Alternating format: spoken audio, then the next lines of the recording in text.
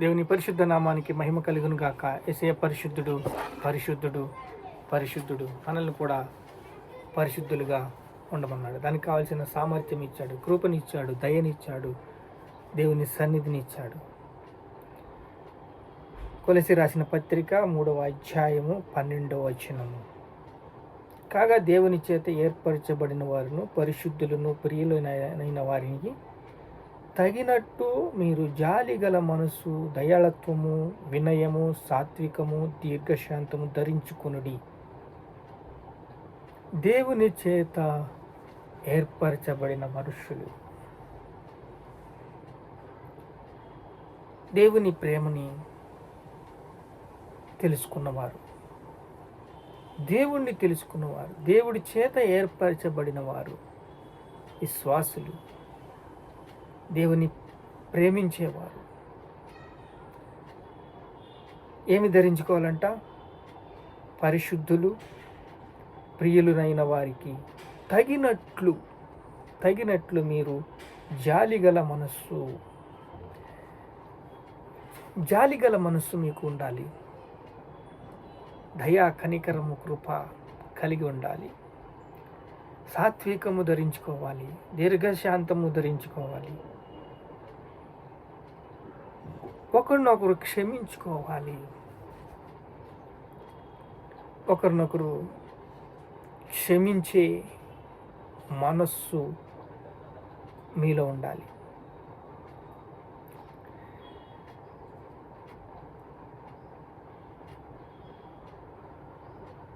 ఎవడెన్నో తనకు తాను హాని చేసుకున్న ఒకడొకడు ఎడల సహించుచు ఒకరినొకడు క్షమించుడి. ఒకరినొకడు క్షమించే మనస్సు మీకుండాలి, మనకుండాలి, నాకుండాలి.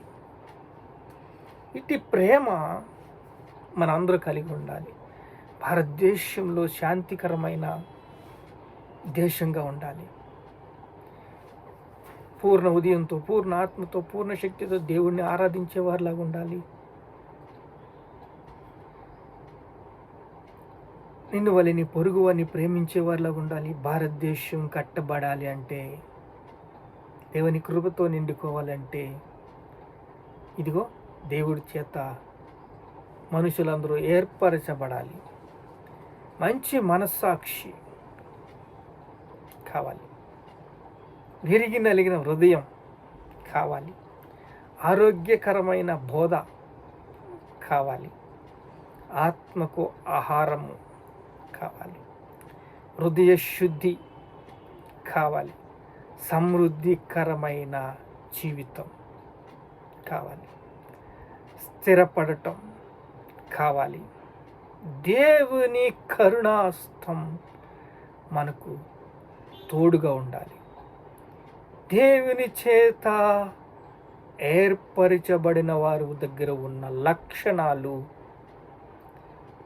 ఈ ఆరోగ్యకరమైన బోధ ఉంటే మీ హృదయాల్ని స్థిరపరుస్తాడు దేవుడు.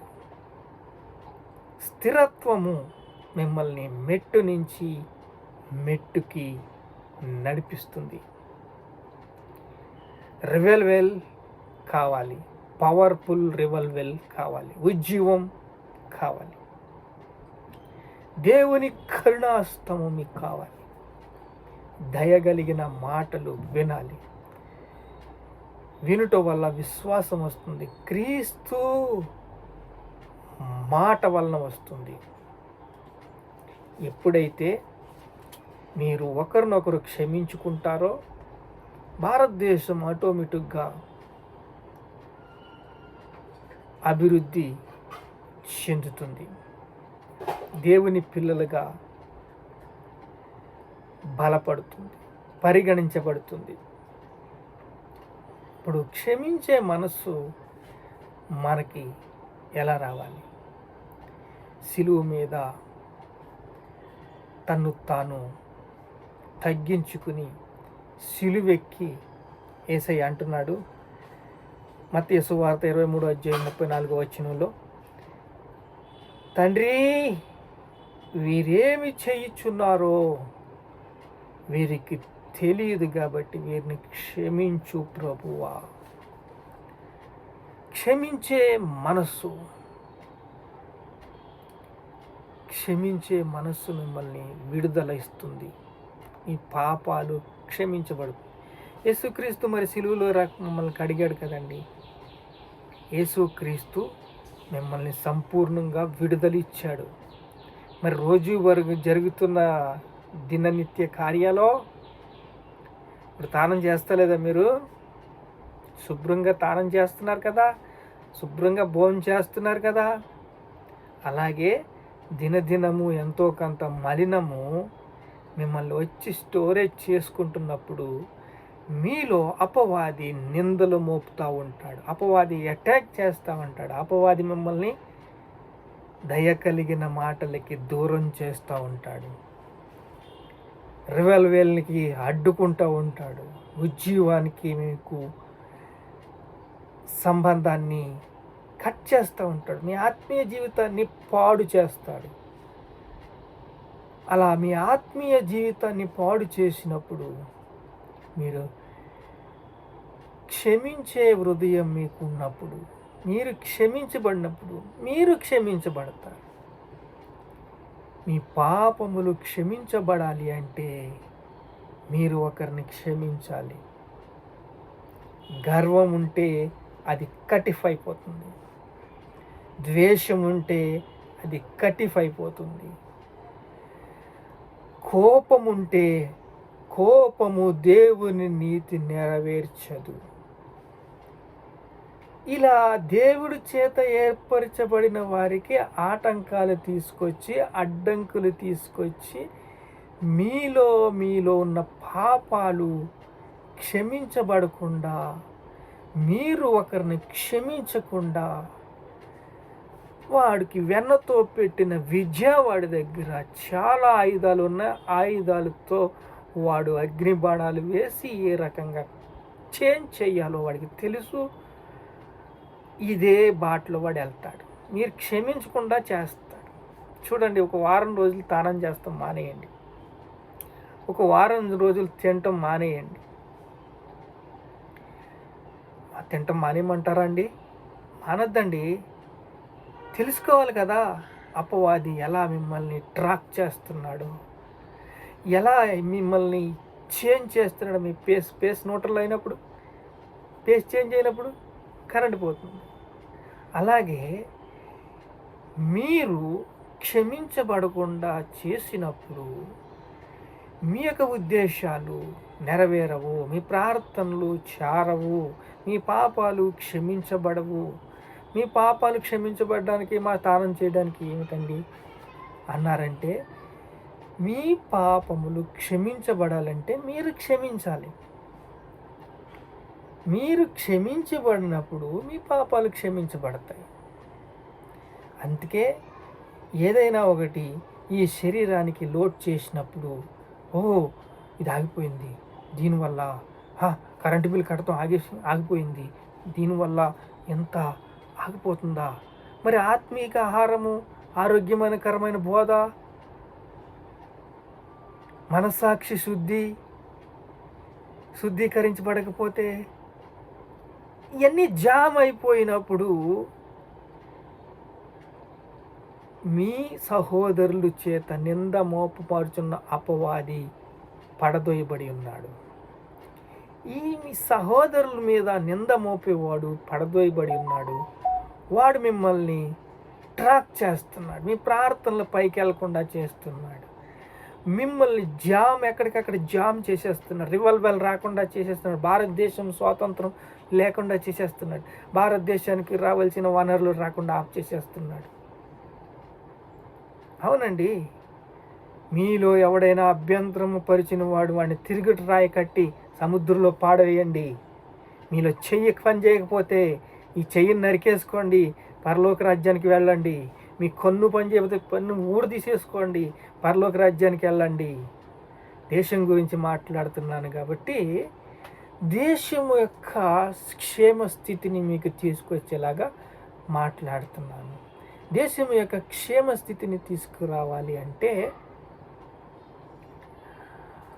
ఎవడైనాను తిరుగుటుకు రాయి కట్టేవాడిని సముద్రంలో పాడవేమన్నాడు. అంటే తిరుగుడు రాయి కట్టి సముద్రంలో పాడవేయాలంటే 14 రాష్ట్రాలు బిల్లు ఆగిపోయింది. ఆ బిల్లు అది ఏమైందంటే యాంటీ కన్విషన్ బిల్ వచ్చేసి రక్షణ లేకుండా అయిపోయింది. చూడండి, 2-3 కూడి ప్రార్థన చేసుకుంటే జై శ్రీరామ్ అని అక్కడ వితండవాదాలు చేసి వారిని చెదరగొట్టేసి వారిని పోలీస్ స్టేషన్కి వేసేసి రక్షణ చేసి వారిని కలెక్టర్ గారి దగ్గర తీసుకెళ్ళి ఎంఆర్ఓ గారి దగ్గర తీసుకెళ్ళి వారిని ఎంత ప్రేమ చల్లారిపోయేలా చేస్తున్నారంటే, వారిలో ఒక ద్వేష భావం వచ్చేలా చేస్తున్నారంటే. ఎందుకు చెప్తున్నానంటే, ఒకరినొకరు క్షమించుకుంటే రివైవల్ వస్తుంది. ఒకరినొకరు క్షమించుకుంటే రివైవల్ వచ్చి అది మహా ఉద్యమంగా మారుతుంది. భారతదేశం రక్షించబడుతుంది. ప్రార్థన చేసుకుందాం. మహాపరిశుద్ధుడైన తండ్రి, దయగల మాటలు వినుట వల్ల విశ్వాసం వస్తుంది. క్రీస్తు మాట వల్ల వస్తుంది తండ్రి. అవునాయన, విన్న తర్వాత ఆరోగ్యకరమైన బోధ, ఆత్మకు ఆహారము, మంచి మనస్సాక్షి. అవును తండ్రి, యేసయ్యా నీ కృపలో మన జ్ఞాపకం చేసుకున్నాం. వినయం, సాత్వికం, దీర్ఘశాంతం ధరించుకోమన్నాం. దేవుని చేత ఏర్పరచబడిన వారికి కావలసిన రివల్వల్ని, ఉజ్జీవాన్ని, క్షమించే గుణాన్ని, కృతజ్ఞతాస్తుతులు చెల్లించడాన్ని నాయనా అడ్డుకుంటున్న అపవాది ఆటంకాలు చేసి అయా రివల్వెల్ని అడ్డుకుంటున్నాడయ్యా. భారతదేశాన్ని అడ్డుకుంటున్నాడయ్యా. ఒక కాండాన్ని అడ్డుకుంటున్నాడయ్యా. అయా కృపలో భద్రపరిచిన ఆయన దేవానికి స్తోత్రాలయ్యా. కనికరించయ్యా, విడుదలయ్యా. అయా భారతదేశంలో ఉన్న ప్రతి ఒక్క సేవకుడిని, విశ్వాసుల్ని జ్ఞాపకం తెచ్చుకో తండ్రి. నీ కళ్ళు అంతా తిరుగుతున్నాయా, లోకమంతా సంచరిస్తున్నాయ్యా. మంచివారిని చెడ్డవారిని ఎదుగుతున్నాయ్యా. అయా వారికి స్వస్థపరిచే కృపని తండ్రి. అయా వారికి తండ్రి ప్రభు విడుదల ఇచ్చిన ఆయన వారిని బాగు చేయ తండ్రి. ఒకరినొకరు క్షమించుకుని ప్రభు నీ దయ, నీ సాత్వికము, నీ దీర్ఘశాంతము పొందుకుని రివల్వెల్లో పాల్గొనేదానికి సహాయం చేయండి అయ్యా. ఆ గొప్ప ఉద్యమం రావాలయ్యా భారతదేశంలో. అయ్యా తండ్రి, 14 రాష్ట్రాల బిల్లు కొట్టివేయాలయ్యా. రక్షణ సునాద సువార్తం తండ్రి ప్రభువా లోకమంతా పంచాలయ్యా. నీ కృపలో వర్ధిల్లాలయ్యా. నీకే స్తోత్రాలు, స్తుతి, మహిమ, ఘనత, ప్రభావాలు యేసుక్రీస్తు నామములో చెల్లిస్తున్నాం తండ్రి. ఆమేన్.